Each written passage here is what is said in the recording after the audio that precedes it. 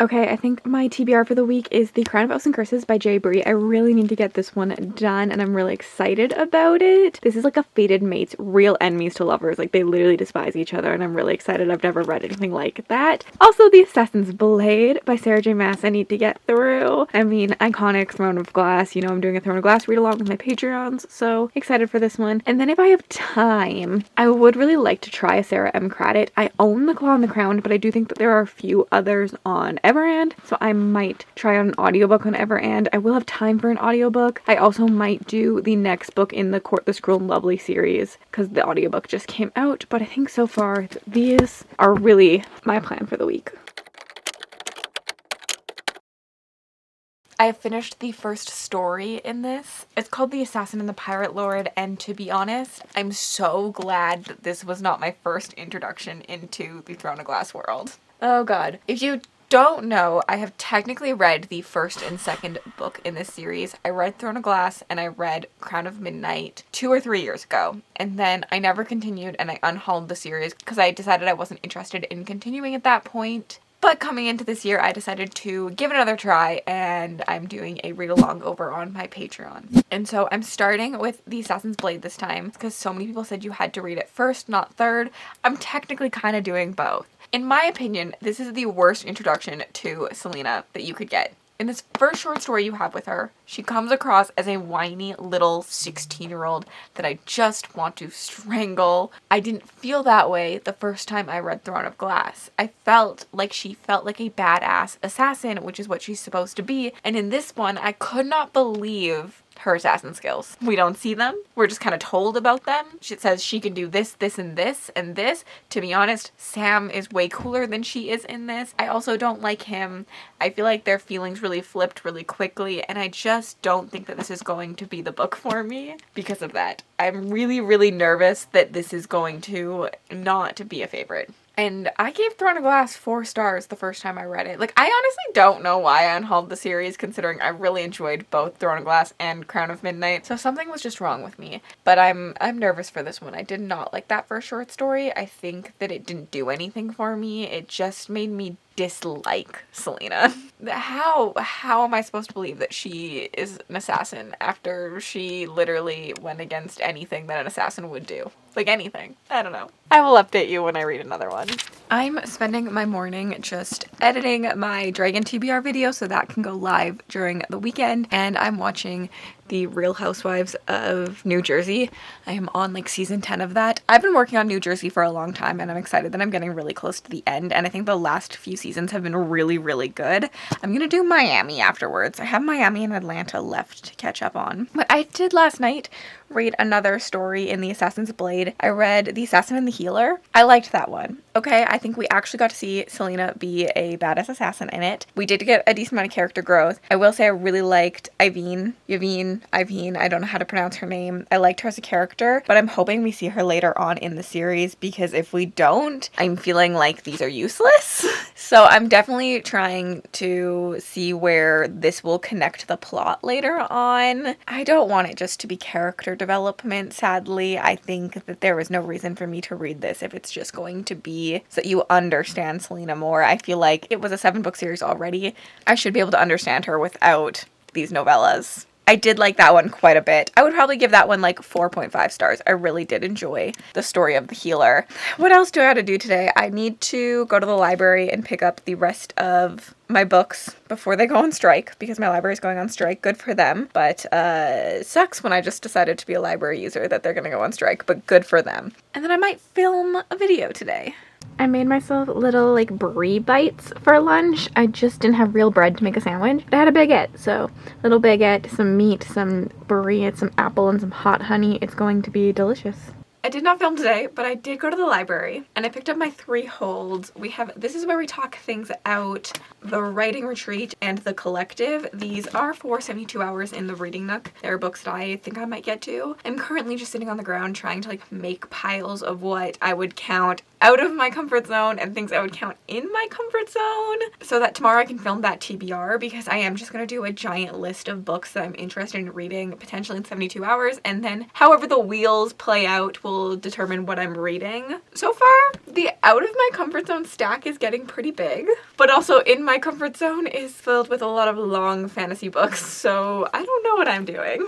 I have, however, read another short story in The Assassin's Blade. I read The Assassin and the Desert. I think that this one was a little long in my opinion. It could have been probably, I want to say 20-30 pages shorter for me. I also think this collection isn't doing what I was told it sets out to do. So maybe that's just a difference in what we're looking for. People told me this was going to make me care about a character that we see mentions of in Throne of Glass, and that it was important to read this so that you care about said character. This has made me care less about that character because I feel like everything revolving around that character is very insta-lovey, and I'm confused what the motivations are to make us have these feelings. So I'm not sold on the collection as like a mandatory read, but I am enjoying the short stories. Like I'm enjoying my time reading them. I'm just not sure that I really think that this is as needed of a read as people make it out to be, and that so far I feel like I 100% could have skipped this,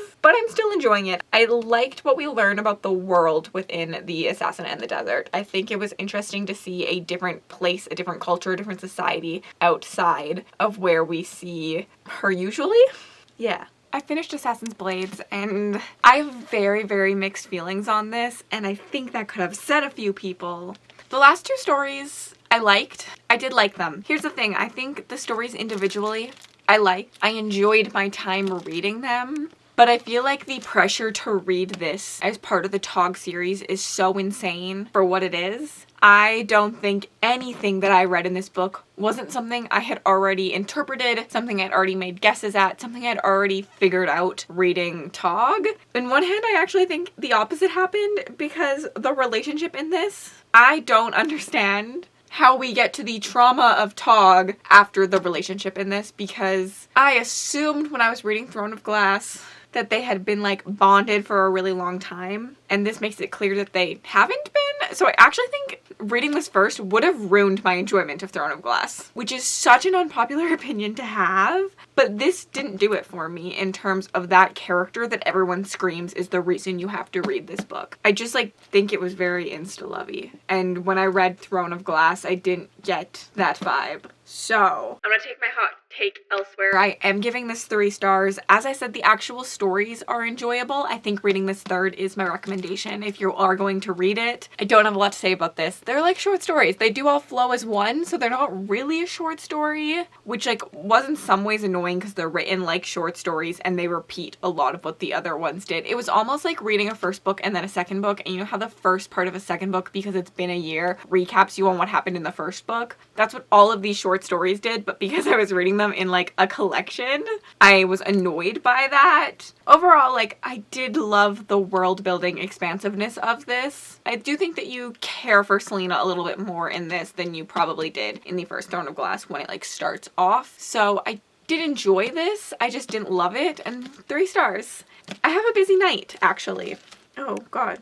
Does the light ever just like zap into your eye in like a weird moment and like make it water? Because that's what just happened. It's Valentine's Day. Nick actually got me crumble cookie, which is very cute and sweet of him. I love me some cookie. Food is like literally my love language. But tonight I'm not spending it with Nick. I'm going to a new romance only bookstore that's opening up in my city called The Book Boudoir with my bestie. And so I'm really excited to go to that and see what's happening there and like take a look at the store. I'm hoping I'll buy something. I'm not entirely sure yet. Just like looking online, I can't decide if they're gonna have like indie fan row, which is pretty much where my heart lies when it comes to romance. So if it's only contemporary romance, I'm not entirely sure what I'm gonna buy. There are a few that I'm like thinking about trying at some point, so I might get some. But what I'm really hoping is there's gonna be some indie romance there. And we'll move on to our next book of the vlog as well. Hi vlog! Hi vlog!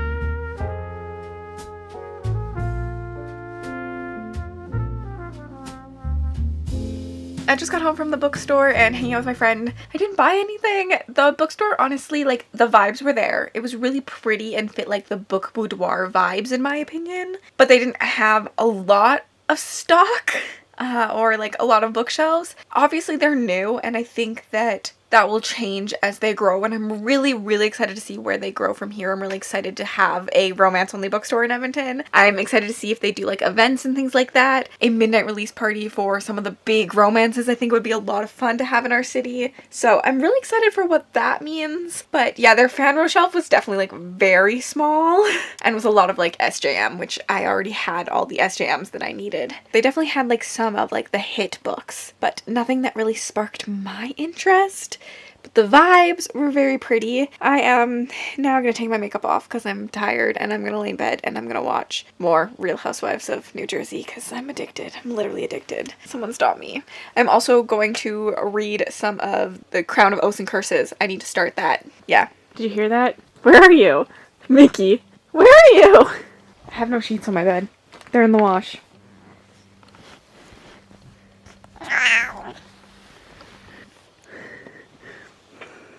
Hello? Did I wake you? Good morning. It's the next day, obviously. Why else would I say good morning? I'm really vibing with this one. I will say that although like, okay, I'm 96 pages into this, it feels like I'm 296 pages into this because there are two novellas that are recommended to read before this one, The Sword and the Scepter. And I truly think that for sure The Scepter is a mandatory read. I think if I hadn't read The Scepter, I would feel very lost about what is going on in this story, and I truthfully don't love that. I don't love when like novellas or short stories are mandatory. I think it's weird, but I would recommend reading The Scepter. I actually prefer The Sword over The Scepter, but I do think that The Scepter is more mandatory to the plot that's going on, but The Sword just makes you understand Soren's character a lot more, which I enjoy because I'm loving Soren. I know a lot of people do not vibe with him right off the start, but I think that his like viewpoints are so honest. I'm really laughing in his chapters at just like the ridiculousness of his beliefs because we obviously know that they're fated to be together. So if you do not know, this story follows our two characters who are fated mates. In this world, they really believe in the fates. The fates will guide them, and if you don't listen to the fates, bad things will happen. And these two people were fated to be together. She has been in hiding from him because she found out who he is. The big bad heir to the throne, Fae, the savage prince who is rampaging through the continent to take out all of the witches because he thinks the witches have put a curse on the Fae and the land. She is a witch, so she runs away, but you can't hide from your fate or else bad things will eventually happen. So eventually she goes back to find him, and they literally hate each other. This is true enemies to lovers. They have so much disdain for each other. He calls her an it. It's so funny. It's literally so funny to me every single time he calls her an it. He's like, I will not touch it. And I'm like you get it, because if you read The Sword, you get it. His prejudice, you understand why it's there.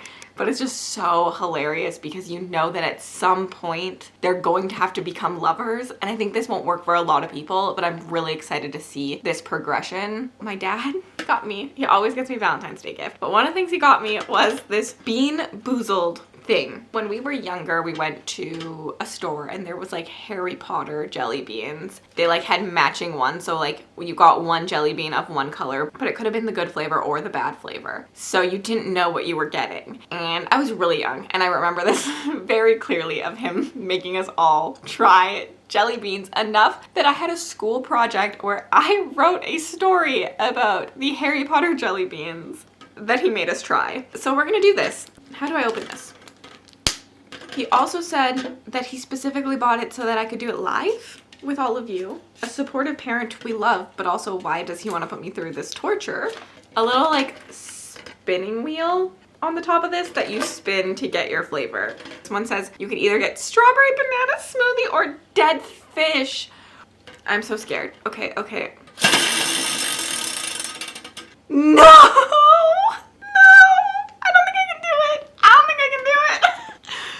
Toasted marshmallow or stink bug. That's what that says. Look how mean of him. Ugh. Oh no. I think it's gonna be a stink bug. Look at that. Okay, pray for me. I have coffee. Oh god. Please. It smells like stink bug. Oh! I'm gonna throw up. I got toasted marshmallow.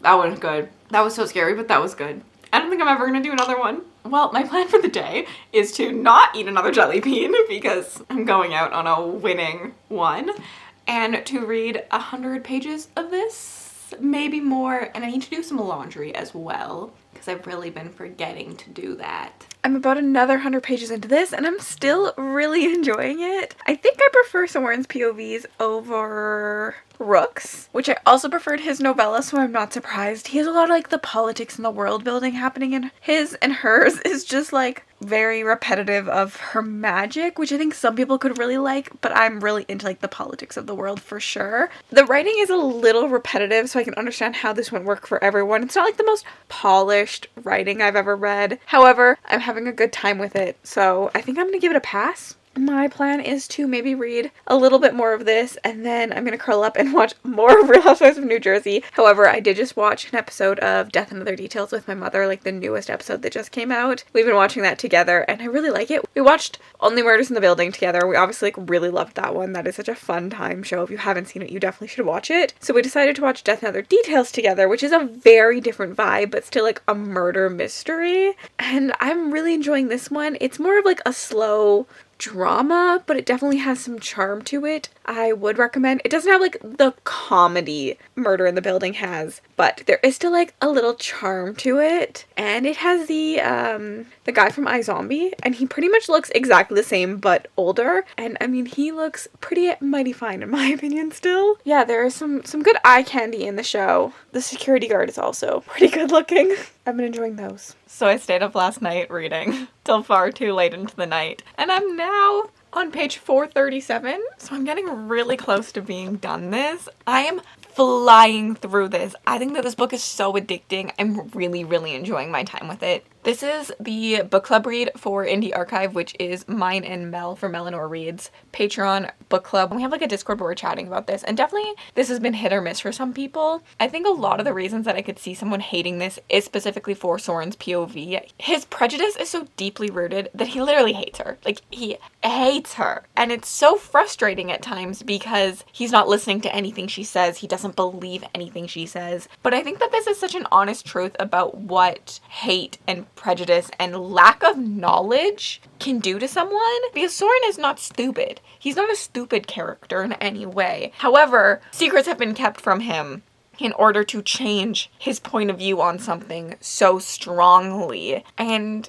he's blindsided by his hate, and I am loving the honest representation of what that is, and I'm liking seeing the small moments of breakthrough. Like, the romance is non-existent. I will tell you that. At this point in the book, I am 70% into the book and there's no romance in here. But I see the cracks. I see the cracks of her doing small things that make him think a little bit. He's still not willing to think through his hate, but he's thinking a little bit. There's cracks in her armor too, as she sees him be something, because she also has prejudice. Her prejudice is not as bad because she has experienced the wider world. So although she has prejudice, she also has reasons to understand that her prejudice is limited by her view at the moment, and that she will break down some of those walls. But I see her cracks as well. I see how these two, when they finally get each other, when they're finally the girls that get it, they're going to be incredible. I think that they're going to be insane, amazing rulers, and I think that their love will be so strong for what they went through. And I feel like, I don't know, I'm loving what this is doing. So I'm gonna finish it. I'm gonna finish it. I'm gonna hop on some public sprints. I'm gonna do it. Bookmarks restocked yesterday and they are almost sold out already. Like, I cannot believe like how amazing all of you are to me. So thank you so much for all your support. I'm so excited for RealmAthon. It's going to be such a great month. Okay, this looks gross on camera. I don't know why. But I have leftover lobster ravioli for lunch and I'm very excited to dive into this. Tell them!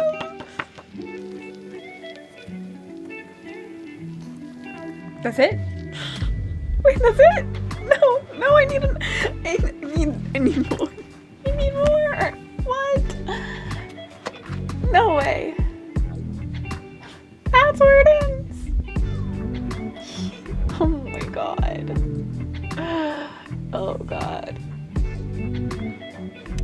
5 stars.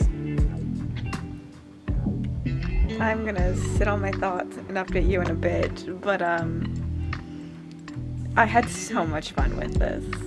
I'm honestly just ecstatic that I gave this 5 stars. I was not expecting this to work for me so well, and I understand people's frustrations with it if they don't like it, but honestly, the politics in the world, the way it handled racism and prejudice, and made it feel so real to like how someone would feel and behave is absolutely insane to me how well of a job it was done. Like, I feel like this was so well written in terms of conversations and the nuance to the discussions. The writing, okay. I get it. It's not the most polished. It's really repetitive. And these characters are frustrating. But I love when a book can just bring out heavy emotions from me. And I was so frustrated reading this, but also so excited to see how the conflict was going to get resolved. I think the world building in this was so cool. I don't think it's a perfect book, but my enjoyment was so high that it had to get 5 stars. And I love that. I'm so excited that I was smart enough to sign up for the Bookish Box special edition of this, thinking that there was a chance, because like this blew me out of the water. I cannot wait to read the second. But I did go book shopping yesterday with my mother. There was a little reel or short on here. I'm trying to post more short form content on TikTok, on Instagram, and on here, just to see if that helps my channel at all. But I bought 2 books. Both books I'm absolutely terrified of, but both books that I'm very excited to try. Can you believe that as someone who says that I'm a romantasy girly, I have not read The Cruel Prince yet? Because I can't. So I picked up book 1 in this series because I need to. I need to understand the Jude love, the Carden love, and just I want to be in on the know. And then I picked up King of Battle and Blood. This isn't a Polyphon author. It's a red cover, so I think I'm going to read it next month in RealmAthon for Team Blood. It also has blood in the title, so that's a good one. And I'm just really excited to try this. I've heard that there's a lot of smut in it, so I'm somewhat nervous because I'm not always a smut girl. I'm a slow burn, no smut kind of person to like perfect moments. However, I feel like a lot of people that I trust their taste really enjoyed this one. I know Hannah from Hannah's Recent Reads really enjoyed this one, and I really, really trust her taste, so I'm curious to my thoughts on this one for sure. That's it. That's pretty much my update. I'm going to be updating my reading journal. I need to make these spreads for this and the sword in that. And so that's my plan for the next evening. I'm going to hop on some Patreon sprints. I do need to do some reading in a bit as well.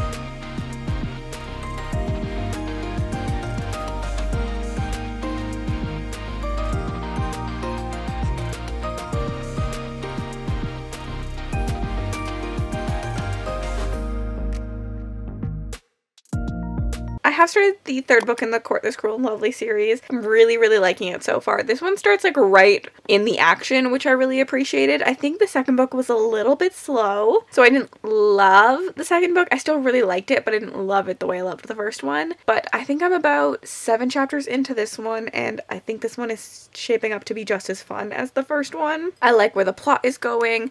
I do like the addition of some new characters, some new POVs, and I'm really interested to see where it's gonna go from here because I know there is a 4th book. So yeah, that's really exciting. I've made it about 50% into A Crown This Cold and Heavy, and honestly I'm just really enjoying this one. I do not have a lot to say about it. I just think that this series is such a fun time read series for me. It's such a light, easy read, something you don't have to pay a lot of attention to. I like the characters, I like the romance, and I really like the plot. I think that there's a good plot happening.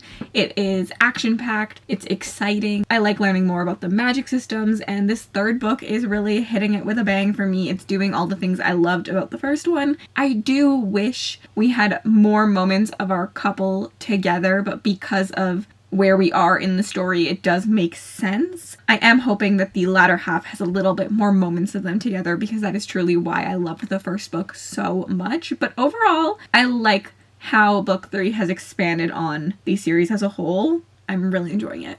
Good morning. I do not have a reading update. I have not finished the book yet. However, today I just have a really big day of work. I got up, I showered really early in the morning, my hair is drying, and now I'm just getting ready to sit down and work. We started a Mediterranean diet last night for my mom. She gets chronic migraines and kidney stones. So her neurologist is putting her on a Mediterranean low carb diet, and we're kind of doing it with her. I'm not actually following the diet, but obviously she's the cook in the house, so we're like eating all that food with her. However, she did make me breakfast today, which I'm very excited. It's just like a yogurt parfait bowl. And I also have lunch from her. Yesterday's lunch was actually really good. It was a white bean salad, and then dinner was a kale salad with salmon. Not my favorite. I don't really like cooked fish, so that was a struggle for me.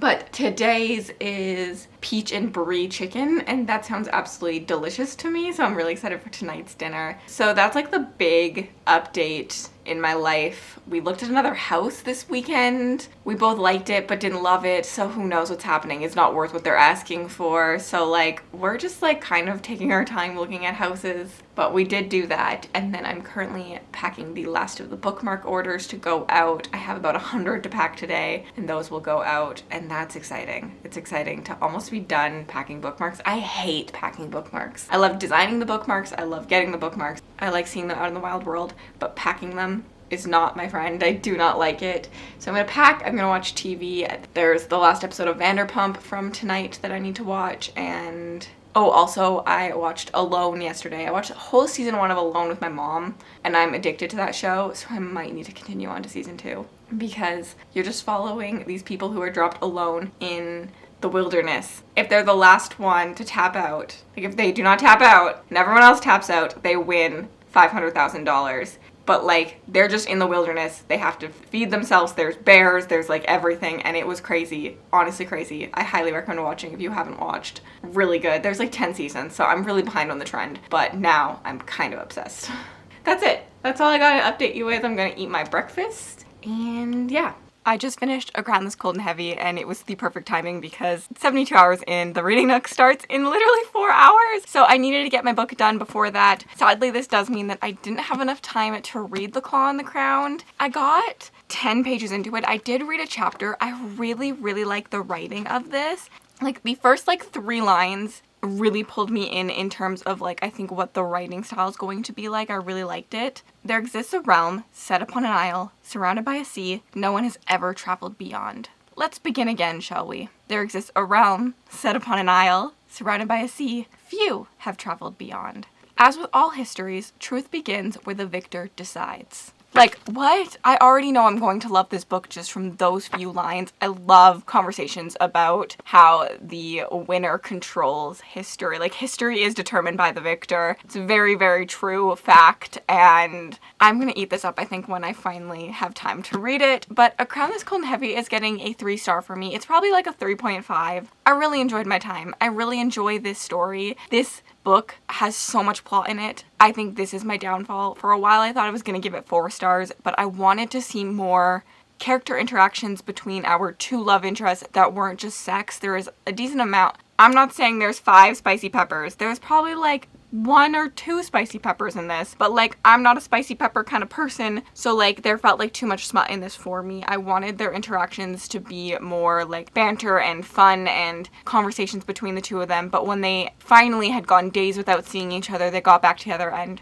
they slept together, which is like fair. That is something that you do because you feel like connected to someone, so like I understand why it happened, but for my personal enjoyment, I just wish that they had spent more time together, not sexually or not just like for the plot. I don't know, I wanted more like small character interaction moments, I think, between the 2 of them, but I really like the plot of the story. I like how it is expanded. I like the politics in it. In some ways it does remind me of the Air Awakened series. Like it does have a little bit of a YA feel to it, but with like the smut and the romance of an adult book. But I really did enjoy this one. So another solid read for me in my opinion, and I cannot wait for the 4th book to come out. So I'm really, really excited. I get to meet Stasia Stark at ApollyCon, and I'm really excited. I have an ApollyCon special edition ordered. I'm really excited for this one. So that's the end of this reading vlog. Sadly, sad I didn't get to this one, but there's always time. There's always more time to read more books because I need to start 72 hours in the reading nook this afternoon. I'm about to do my first spin. That will probably be the next video out after this one. Enjoy. I hope you guys spend a long time with us this weekend, and if you do not know what it is, the announcement for 72 hours into the reading nook will be right here for you to go check out, because at the time of seeing this video,